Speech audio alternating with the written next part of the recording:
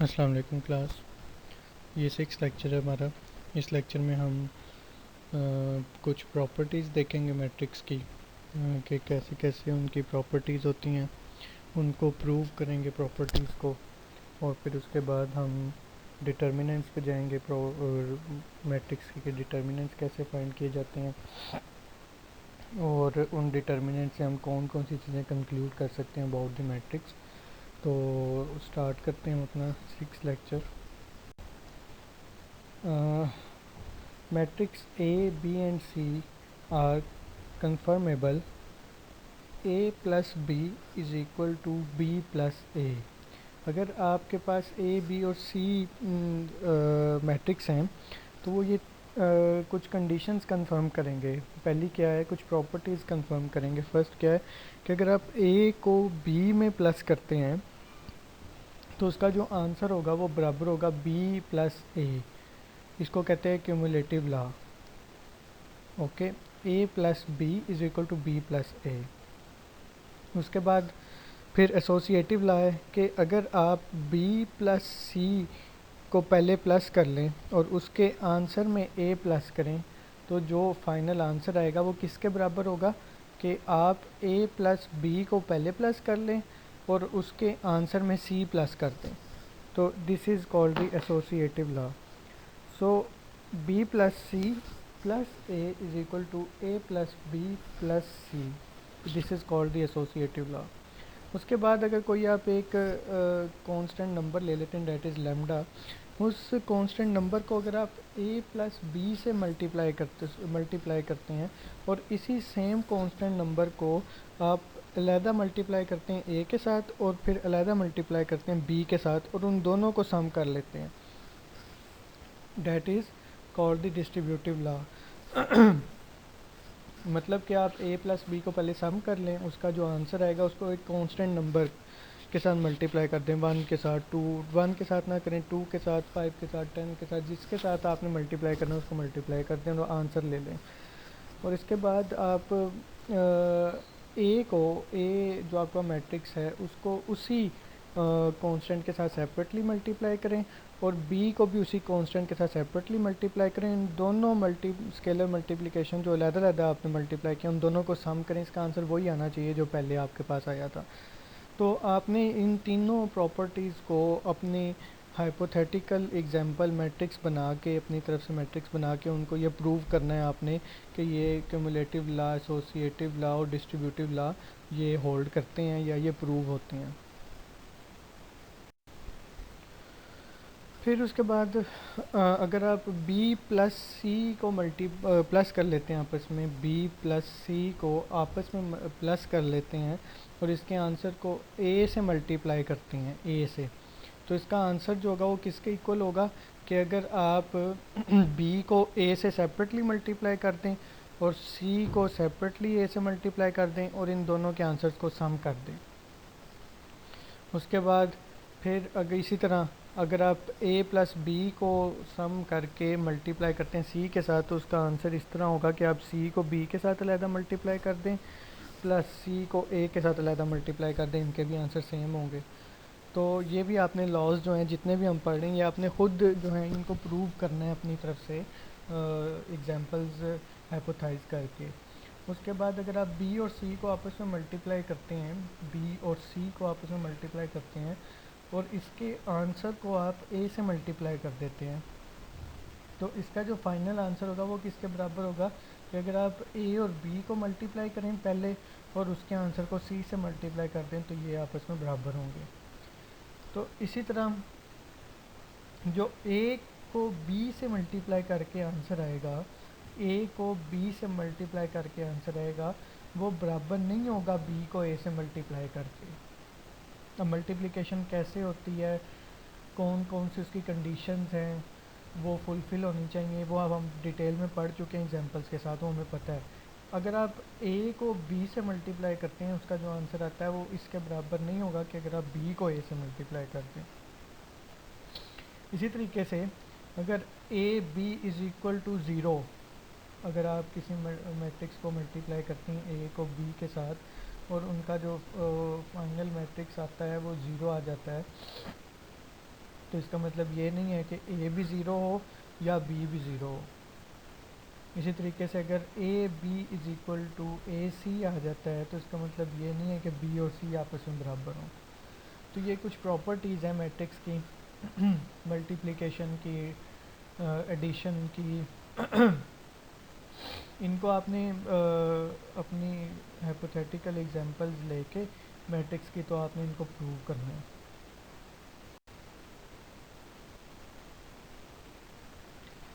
Transpose of a matrix, the matrix obtained by interchanging the rows and columns of a matrix A is called the transpose of A, written as AT और A bar। अगर आप रोज़ को columns के साथ और columns को रोज़ के साथ इंटरचेंज कर देते हैं किसी भी मैट्रिक्स को, तो वो उसका ट्रांसपोज बन जाता है। और इसको लिखा कैसे जाता है, ए के ऊपर सब मार्क में टी लगा दें या इसको ए के ऊपर छोटा सा बार लगा दें, तो इसका मतलब ये है कि इसका ट्रांसपोज लिया हुआ है। जैसा कि एग्जांपल उन्होंने दी है, ए मैट्रिक्स दिया हुआ है, इसकी जो फर्स्ट रो है, फर्स्ट रो वो 1 2 3 है फर्स्ट रो, सेकंड रो है 3, सेकंड रो है 4 5 6, टू रोज़ हैं और 3 इसके कॉलम्स हैं, 1 4 2 5 एंड 3 6, 3 कॉलम्स हैं। तो ये 2/3 का मैट्रिक्स है। इसका ट्रांसपोज कैसे लेंगे कि रोज़ को कॉलम में आप चेंज कर दें, यानी ये रो है 1 2 3, इसका कॉलम बना दें 1 2 3।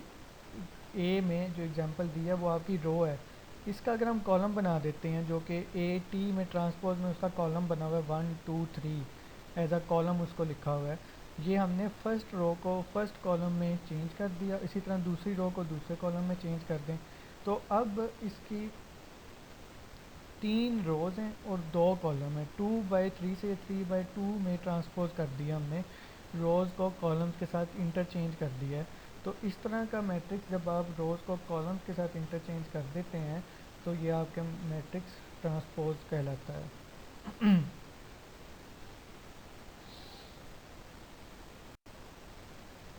ये कुछ प्रॉब्लम है हमारी इससे रिलेटेड, ट्रांसपोज से रिलेटेड।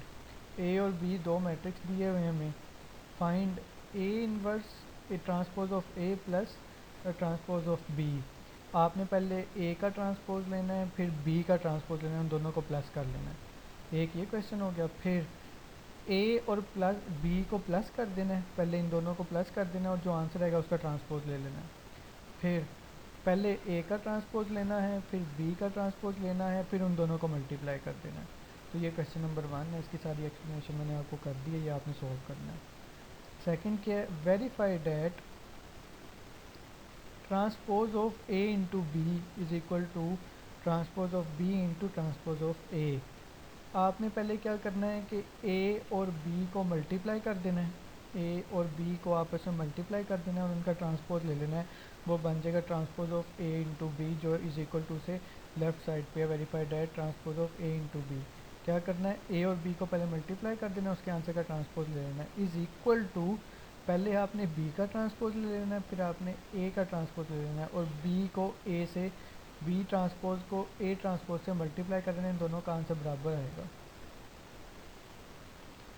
फिर थर्ड क्वेश्चन है, show that A B C transpose is equal to C transpose B transpose into A transpose. ये वही है जो हमने पहले किया, पहले आपने ए और बी और सी को आपस में मल्टीप्लाई कर लेना है, पहले ए बी को मल्टीप्लाई कर लें, उसके आंसर को सी के साथ मल्टीप्लाई कर दें, वो ए बी सी आंसर आ जाएगा।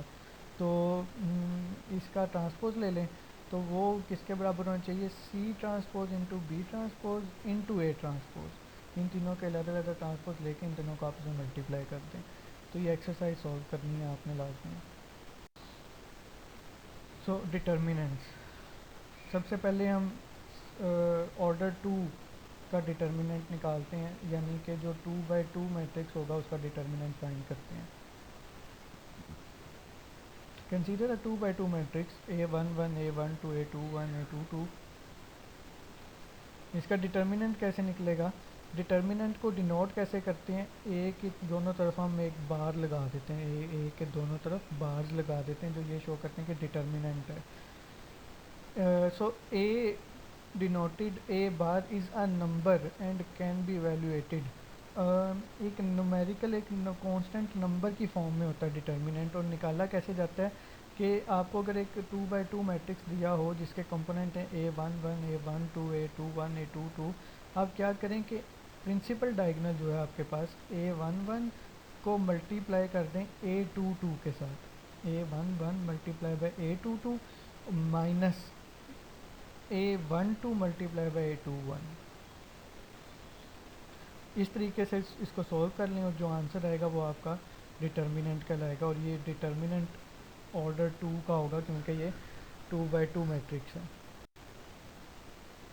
A11 को मल्टीप्लाई करना है A22 के साथ माइनस A12 को मल्टीप्लाई करना है A21 के साथ, तो ये आपका डिटर्मिनेंट फाइंड हो जाएगा ऑर्डर 2 का।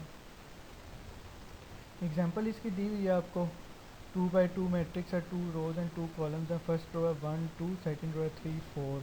इसका डिटर्मिनेंट कैसे निकालेंगे, वही 1 और 4 को मल्टीप्लाई कर देंगे, 4 1 ज़ा 4 माइनस 2 और 3 को मल्टीप्लाई कर देंगे 2 इंटू 3, तो इनका जो आंसर आएगा वो -2 होगा, तो इसका डिटर्मिनेंट क्या है -2। अब इस डिटर्मिनेंट से हमें क्या चीज़ पता चलेगी कि मैट्रिक्स के बारे में कौन सी प्रॉपर्टी के बारे में हम एक्सप्लेन कर सकते हैं। If determinant of A is equal to zero, अगर हम डिटर्मिनेंट निकालते हैं किसी भी मैट्रिक्स का, उसका डिटर्मिनेंट ज़ीरो आ जाता है, the matrix is singular and there is linear dependence between at least 2 rows and और कॉलम्स। लीनियर अगर वो आता है आपके पास A determinant of A is equal to zero, इसका मतलब है कि मैट्रिक्स जो है वो सिंगुलर है, और इसका सिंगुलर का मतलब ये है कि आपके मैट्रिक्स के अंदर कम से कम 2 रोज़ या 2 कॉलम आपस में लीनियरली डिपेंडेंट हैं, यानी एक दूसरे पे डिपेंड कर रही हैं, रो और कॉलम एक दूसरे पे डिपेंड कर रहे हैं, इसलिए उनका डिटर्मिनेंट ज़ीरो आया है। इस सिचुएशन में क्या होगा, no unique solution is possible of the equation. इसके बाद हमने इक्वेशंस भी सॉल्व करनी है मैट्रिक्स के थ्रू, तो जब डिटर्मिनेंट ज़ीरो आ जाएगा तो यूनिक सोल्यूशन जो है किसी भी इक्वेशन का वो पॉसिबल नहीं हो सकता। तो ये सिंगुलर मैट्रिक्स कब आएगा, जब डिटर्मिनेंट ज़ीरो होगा, और उसका मतलब क्या है कि एट लीस्ट 2 रोज और कॉलम्स आपस में लीनियरली डिपेंडेंट हैं। फिर if determinant of A is not equal to 0, the matrix is non-singular and there is no linear dependence between at least 2 rows or columns, a unique solution can be found। ये उसका inverse है, इसमें एक unique solution भी find हो सकता है और इसमें लीनियर डिपेंडेंसी भी नहीं होती रोज़ और कॉलम्स के दरमियान। ये आपको फिर प्रैक्टिस के लिए क्वेश्चन दिए हैं, 2 by 2 मैट्रिक्स है, 8 9 फर्स्ट रो है, 1 7 सेकंड रो है, इसका आपने डिटर्मिनेंट निकालना है और बताना है कि ये सिंगुलर है या नॉन सिंगुलर है। इसी तरह दूसरे वाला है, इसको आपने बताना है कि सिंगुलर है या नॉन सिंगुलर है।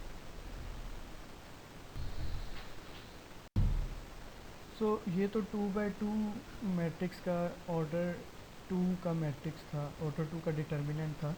अगर हम 3 by 3 मैट्रिक्स का डिटर्मिनेंट निकालना हो तो उसको हम कहेंगे डिटर्मिनेंट ऑफ ऑर्डर 3। ये कैसे फाइंड हो सकता है, consider an example, 3 by 3 matrix दिया हुआ है हमें, 3 रोज हैं और 3 कॉलम्स हैं उसके, तो इसका मैट्रिक्स जो है हम कैसे, इसका डिटर्मिनेंट कैसे फाइंड करेंगे, इसको हम डिवाइड करेंगे सब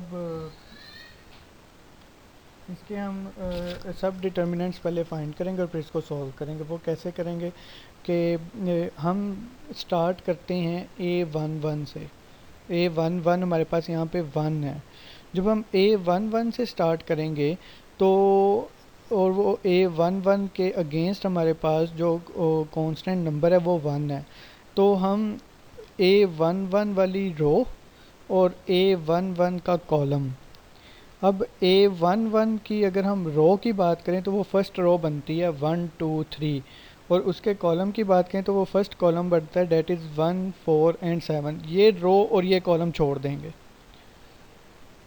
ठीक है। जब हम A11 से इसका डिटर्मिनेंट लेना स्टार्ट करेंगे तो हम इसकी वही वाली रो और वही वाला कॉलम स्किप कर देंगे। पीछे हमारे पास क्या बचता है, 5 6 एंड 8 9, 2 बाई 2 का एक सब मैट्रिक्स बन जाता है। तो ये हमारे पास फर्स्ट कंपोनेंट आ गया इसका कि 1 को अगर आप कंसीडर करते हैं तो 1 से कंसीडर करके आपके पास बनता है 5 6 एंड 8 9। फिर आप दूसरे कंपोनेंट पे चले जाएं, डेट इज़ 2 A12 पे चले जाएं। अच्छा, ये किसी भी तरफ से आप इसको स्टार्ट कर सकते हैं। आप इसको 3 6 9 से भी ले सकते हैं, आप इसको 3 2 1 से भी ले सकते हैं, आप इसको 1 2 3 से भी ले सकते हैं, आप इसको 1 4 7 से भी ले सकते हैं, आप इसको 7 8 9 से भी ले सकते हैं। 3 सब कंपोनेंट हमने इसके निकालने, जहाँ से मर्ज़ी निकाल लें। तो मैं आपको जो करवा रहा हूँ वो A11 से स्टार्ट करवाया, डेट इज़ 1, और A12 पे आ रहा हूँ, डेट इज़ 2, और एक उसके बाद A13 पे आऊँगा, डेट इज़ 3।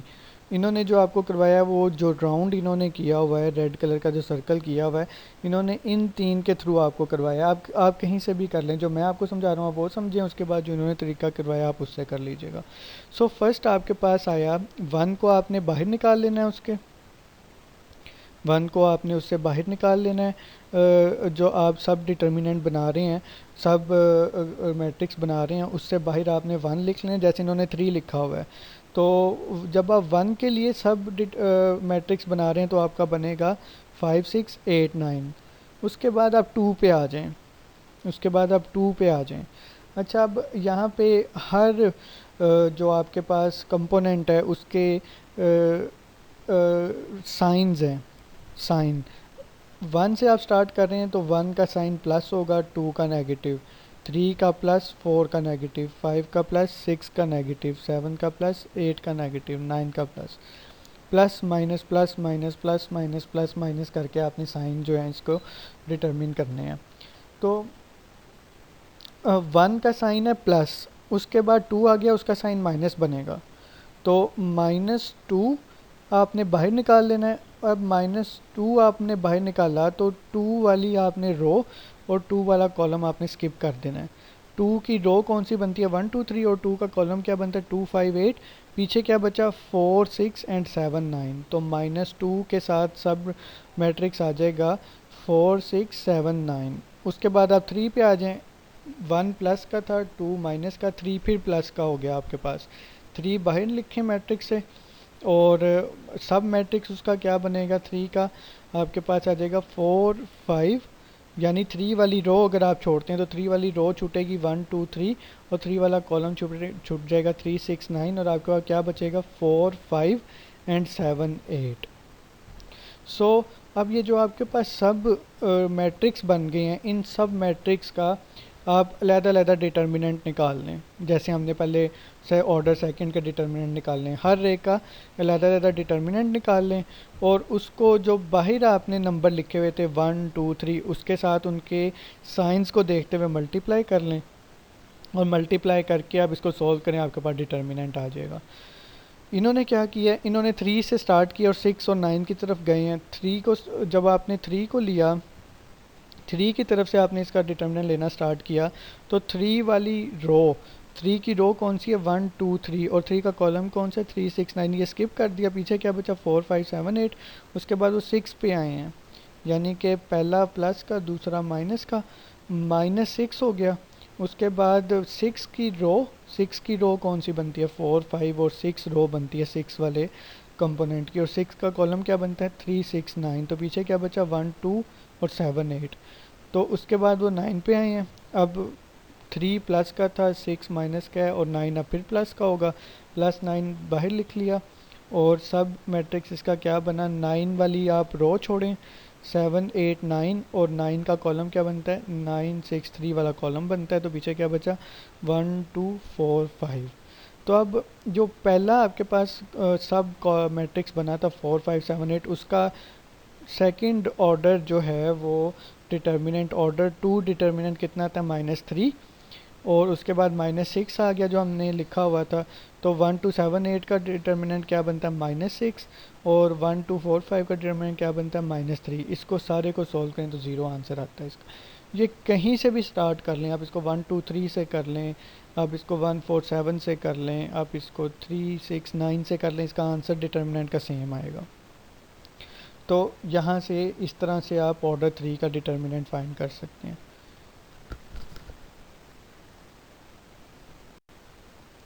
ये कुछ प्रैक्टिस के लिए आपको क्वेश्चन दिए हुए हैं। 3 by 3 मैट्रिक्स हैं आपके पास, इन दोनों के आपने डिटर्मिनेंट फाइंड करने हैं।